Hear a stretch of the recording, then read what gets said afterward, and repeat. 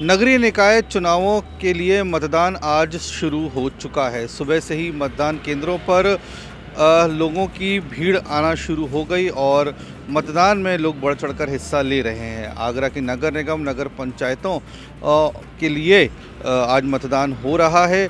आगरा नगर निगम की बात करें तो लगभग 100 यहाँ वार्ड हैं, जिसमें लगभग 526 प्रत्याशी मैदान में उतरे हैं और 16,49,000 के आसपास कुल मतदाता हैं, जो इन सभी मेयर प्रत्याशी और पार्षद प्रत्याशियों के लिए मतदान करेंगे और मतदान की प्रक्रिया शुरू हो चुकी है। विभिन्न बूथों पर लोग पहुंच रहे हैं और जैसा कि इस चुनाव में होता है कि हर व्यक्ति 2 वोट डालता है, एक अपने क्षेत्रीय पार्षद के लिए और एक अपने मेयर के लिए। तो जद्दोजहद इस बार काफ़ी है। हालांकि इस बार एक चीज़ देखने को मिली कि निर्दलीय व्यक्ति जो किसी ज़माने में वो काफ़ी लोग होते थे, वो इस बार कम है। औसतन बात करें तो प्रत्येक वार्ड पर 5 से 6 ही प्रत्याशी हैं। कभी कभी ये संख्या 12-13 तक भी पहुंचती थी, लेकिन इस बार यह संख्या कम है। पुलिस की भी काफ़ी व्यवस्था है।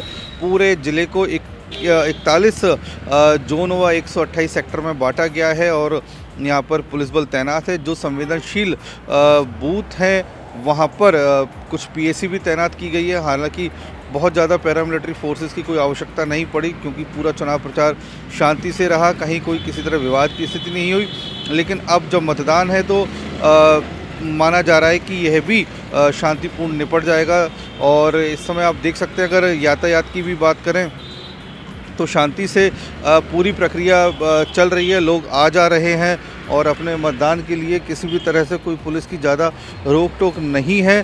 तो इस तरह से हम देख सकते हैं। और आप इस समय अगर ठीक मेरे पीछे देखें तो ये हॉलमैन स्कूल है, जहाँ पर ये वार्ड 76 नगला धाकरन कहलाता है, यहाँ का बूथ है। और ख़ास बात यह है कि इस बूथ में आगरा के कैबिनेट मंत्री योगेंद्र उपाध्याय जो हैं वह उनका क्षेत्र है। इसके अलावा एमएलसी आगरा फिरोजाबाद सीट के विजय शिवरे, उनका भी यह गृह बूथ है। तो इस तरह से कह सकते हैं कि ये काफ़ी इम्पोर्टेंट बूथ है, जहां पर एक विधायक और एक कैबिनेट मंत्री की प्रतिष्ठा भी लगी हुई है। और आप मेरे पीछे देख सकते हैं अधिकारियों की गाड़ियों का ये काफ़िला निकला है। तो लगातार अधिकारियों के मूवमेंट भी बने हुए हैं, जिससे कि चुनाव प्रक्रिया पूरी तरह से शांतिपूर्ण चलती रहे।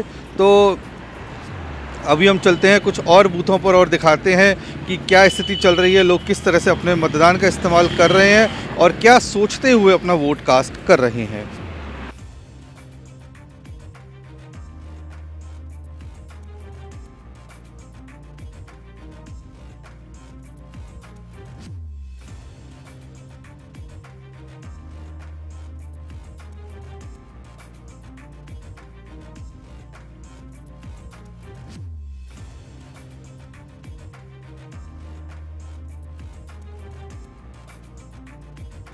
नगर निकाय चुनाव की प्रक्रिया चल रही है और कई जगह हम लोगों ने भ्रमण किया है। सभी पोलिंग सेंटरों पे शांतिपूर्वक मतदान की प्रक्रिया चल रही है और सेंटरों की सुरक्षा के लिए, साथ ही सेंटर के बाहर भी कानून व्यवस्था को व्यवस्थित रखने के लिए पर्याप्त पुलिस प्रबंध किए गए हैं। और बाहर भी कई मोबाइल पार्टियाँ, पीएसी बल, आरएएफ के जवान तैनात किए गए हैं, जिससे कि शांति से और निष्पक्षता से इस प्रक्रिया को संपन्न कराया जा सके। अभी सब जगह शांतिपूर्ण तरीके से प्रक्रिया चल रही है। मतदान का प्रतिशत कुछ कम देखने को मिलता है। अब इस पे जो है अभी तो शुरू हुआ है, अभी देखते हैं। थोड़ा वोटों में परसेंटेज थोड़ा कम रहेगा, लेकिन रुझान पूरा भारतीय जनता पार्टी की ओर है।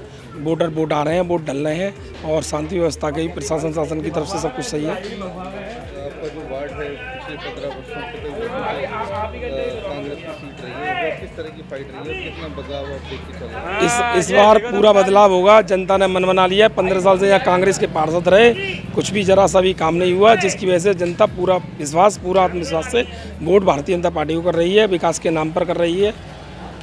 मिली आबादी है तो मुस्लिम क्षेत्रों में कैसा नहीं, ऐसा नहीं है। इस बार हमारे मोदी जी और योगी जी की जो योजनाएं रही हैं, उसको लेकर मुस्लिम समाज भी हमें वोट कर रहा है, तो कुछ परसेंट वोट हमें ज़रूर मिलेगा। बिल्कुल।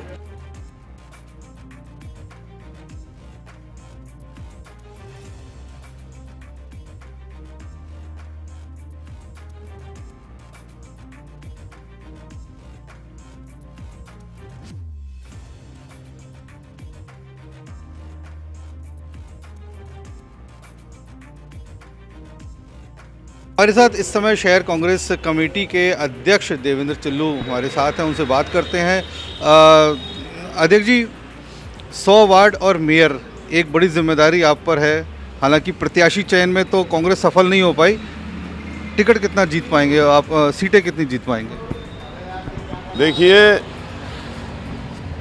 हमने जो प्रयास किए उसमें हम निश्चित रूप से 100 वार्डों पर अपने प्रत्याशी नहीं दे पाए, लेकिन हम विश्वास के साथ कह सकते हैं इस बार हम पहले से कहीं ज़्यादा सीटें जीतेंगे और हमें अन्य सीटों पर भी अच्छी बढ़त और वोट अच्छा मिलेगा, जिससे मेयर के प्रत्याशी की हमारी वोटों की संख्या भी बढ़ेगी। हमने जी क्या गणित क्या लगाया है कि सीटें ज़्यादा निकलेंगी? गलत ये लगाया है कि जो मजबूत सीटें हैं, हमने अपनी सीटों का चयन करके ABC की कैटेगरी की जो सीटें बनाकर उसमें हमारा कम से कम 1 दर्जन सीटें जीतने का भी वो है, उसमें 1-2 सीट आगे पीछे हो सकती है, लेकिन इस बार ये निश्चित है कि पहले से हम अच्छी तरह से भारी सीटों की संख्या बढ़ाएंगे।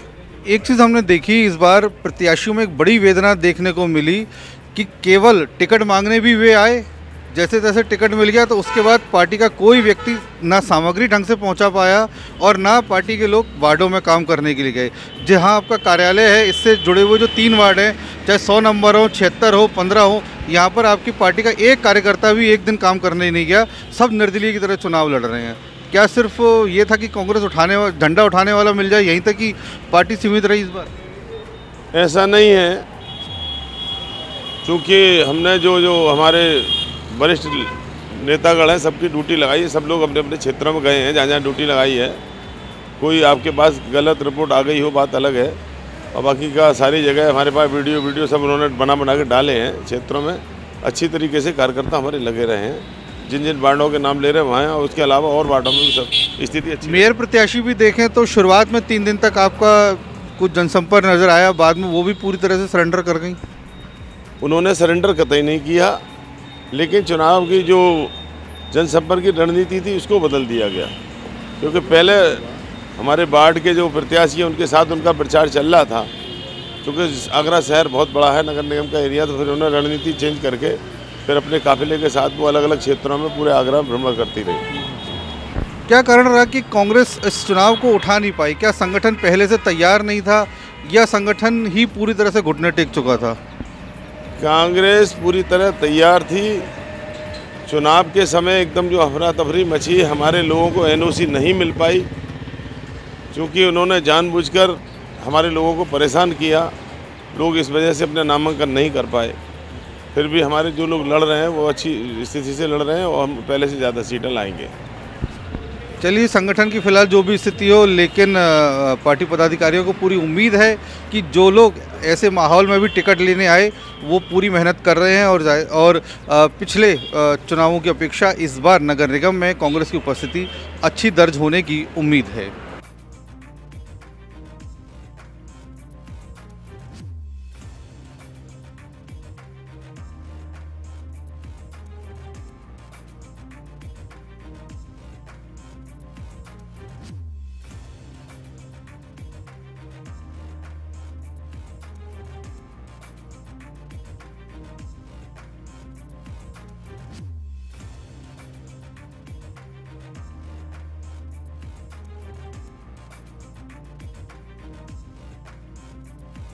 इस समय हम वार्ड 76 के जो मुख्य बूथ है हॉलमैन इंस्टीट्यूट, वहाँ खड़े हुए हैं।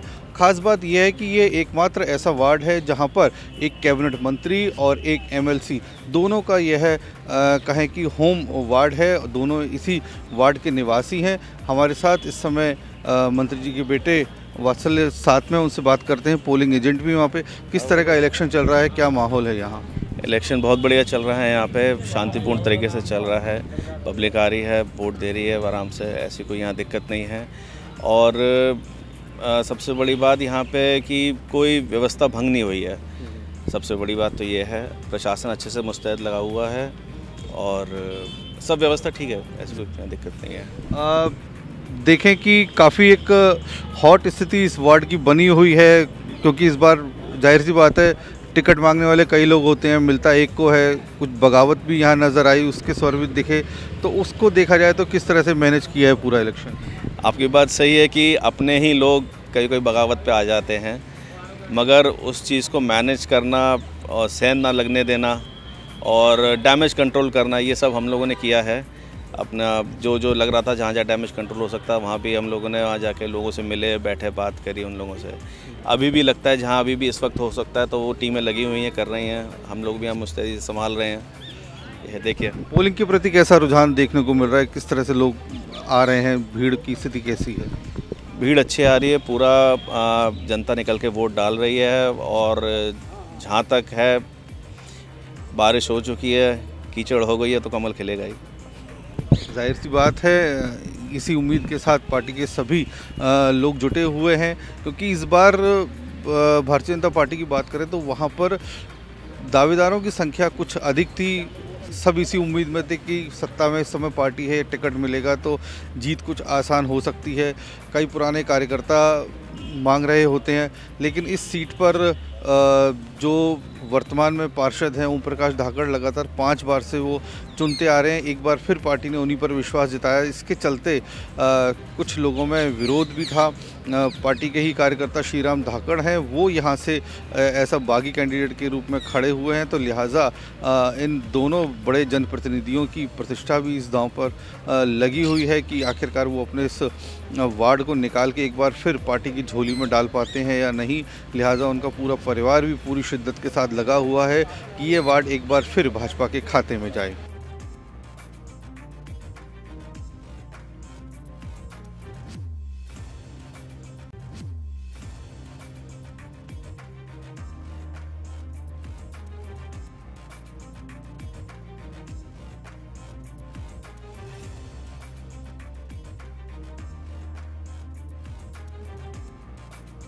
उत्तर से बहुजन समाज पार्टी के प्रत्याशी गोपाल चौधरी हमारे साथ हैं, अपने बयानों को लेकर कई बार सुर्खियों में रहते हैं, तो इनसे बात करते हैं कि इस वार्ड जहां पर एक कैबिनेट मंत्री और एक विधायक, उनका यह अपना गृह वार्ड है, कुछ बागी भी खड़े हुए हैं, ऐसे में आप बसपा का टिकट लेकर आए, क्या उम्मीद है और कितना यहाँ देखते हो कि वेटेज मिलेगी आपको? देखिए, ये तो क्षेत्रीय चुनाव है, इसमें मैं कोई बड़ी पॉलिटिक्स नहीं कहना चाहता हूँ, क्योंकि जनता जानती है महंगाई से त्रस्त है और ये क्षेत्र का चुनाव है। क्षेत्र में कोई विकास, हमारे जो पूर्व पार्षद जो वर्तमान में निकल गए हैं उन्होंने कोई विकास नहीं करा है। जिस क्षेत्र में कल्याणपुरा आता है, पुलिस लाइन आता है, फायर ब्रिगेड आता है और नॉर्थ ईस्ट कॉलोनी का ज़रूर विकास हुआ है, क्योंकि वहाँ मंत्री रहते हैं और एमएलसी रहते हैं। बाकी दल नगला धागरान हुआ और कल्याणपुर, इनका तो विकास है ही नहीं। हमारी तो लड़ाई बस्ती बनाम कॉलोनी है, इसलिए जितने भी हमारे बस्ती के लोग हैं हमें वोट डालने आ रहे हैं। बहन जी का आशीर्वाद हमें मिला हुआ है और बहन जी का एक ही नारा है, सर्वजन हिताय सर्वजन सुखाय। आप कह रहे हैं कि जो क्षेत्रीय पार्षदों में विकास नहीं कराया, लेकिन 4-4, 5-5 बार से आखिरकार वो जीत रहे हैं, तो कहीं ना कहीं ऐसी क्या बात है कि वो फिर भी जीत जाते हैं? ऐसा है, ऐसे एक ही समाज का वोट है बैंक है ज़्यादा, और उस वोट बैंक के हिसाब से मंत्री और एमएलसी, मंत्री तो विधायक 3 बार से हैं, उनके डर से उनको डराया जाता है कि उनका कारोबार ऐसा है, कुछ तेजाब का काम होता है, किसी का चैन का कारोबार ऐसा है जिनको डरा के लोग वोट हासिल कर लेते हैं। इस बार क्या स्थिति रहने वाली है? अब इस बार जनता का रुख जो है थोड़ा चेंज हुआ है और मंत्री जी से भी कह दिया था कि आप इस क्षेत्रीय चुनाव में दखल न दें, हम आपके साथ जीवन भर रहे हैं और रहेंगे। जाहिर सी बात है, क्षेत्रीय चुनाव होते हैं तो गली मोहल्ले की आपसी अपनी समस्याएं होती हैं और आमतौर पे जितने प्रत्याशी वार्ड में खड़े होते हैं लोग व्यक्तिगत रूप से एक दूसरे को जानते हैं, तो लिहाजा इस तरह की बातें भी लगातार होती रहती कि जो बड़े नेता हैं वो इन गली मोहल्लों के चुनाव में अपना व्यक्तिगत प्रतिष्ठा ना लगाएं। वही बात इस बार भी हुई है, लेकिन चुनाव ही होता है, चाहे वो गली मोहल्ले का हो या फिर मुख्यमंत्री से लेकर प्रधानमंत्री का, तो हर दांव पेच इस बार यहाँ भी चला है।